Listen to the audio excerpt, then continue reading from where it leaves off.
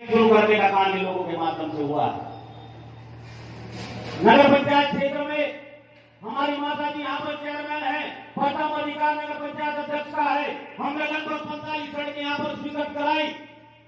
Tender हमारे 2 दिन बाद लगने थे, हमारे ठेकेदार ने 2 दिन पहले काम शुरू कर दिया।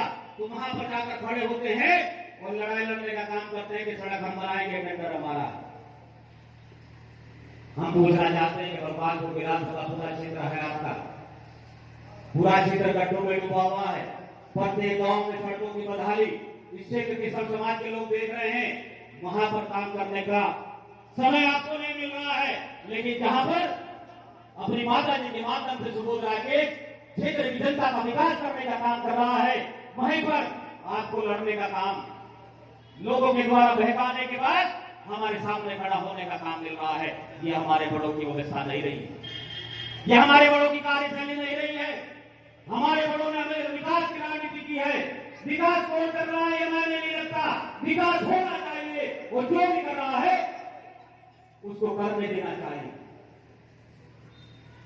वहां पर लड़ाई लड़ी, उसके बाद हमारे में जितने भी टेंडर थे उनको निरस्त कराने की लड़ाई लड़ी जा रही है।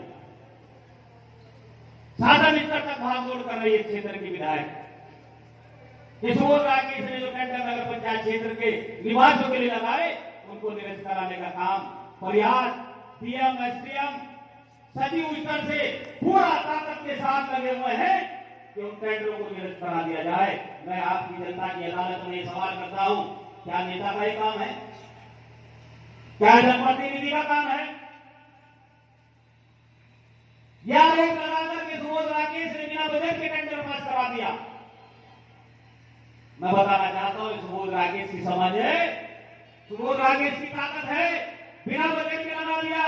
तुम्हारे पास तो बजट है, तुम्हारे पास तो 5 करोड़ रुपए आते हैं एक साल में, तुम तो तब भी नहीं कर पाते। और सुबोध राकेश ने बिना बजट के टेंडर लगा दिए और सड़कों पर काम शुरू करा दिया। ये सुबोध राकेश की राजनीतिक समझ है। इस व्यवस्था को समझो, राजनीति को समझो, क्षेत्र की जनता की सेवा करो।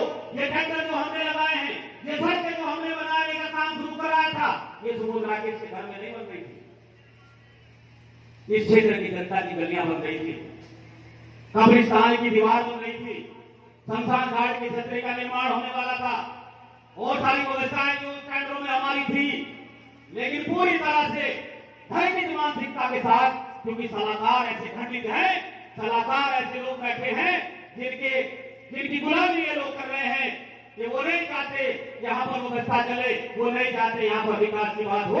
वो चाहते हैं कि उनके घर भरते रहें, उनकी तिजोरियां भरती रहे। ये आती है 5 करोड़ की धनराशि, कहाँ गई, कहाँ जाती है, कहाँ लगती है? यही चोरों की तिजोरियों में जा रही है, जो मात्र कामों में लगाने का काम करते हैं, विकास कार्य दिखाने का काम करते हैं और पैसों को अपनी तिजोरियों में भरने का काम करते हैं। तो साथियों, मेरा आप लोगों से कहने का बताने का मकसद बात इतना है कि किस प्रकार से आपका सेवक आपकी सेवा करने के लिए तत्पर रहता है और किस प्रकार से लोग राहों में रोड़े अटकाने का काम हमेशा करते रहते हैं। इस क्षेत्र की जनता से मैं आग्रह करना चाहता हूं, इस क्षेत्र के सब समाज के लोगों से जो समय आने पर सारी चीजों को भूल जाते हैं कि इन चीजों को ध्यान रखो। ऐसे समाज के लोगों के हाथों में खिलौना बनकर खेलने वाले नेताओं को अगर कमान दोगे तो यही स्थिति होगी। सिकुड़ा से लेकर पूरे क्षेत्र में घूमकर देखिए किस प्रकार से सड़कें गड्ढों में तब्दील हो गई है। वहां पर काम नहीं होना है, या तो प्रॉपर्टी डीलरों की कॉलोनियों में सड़कें बन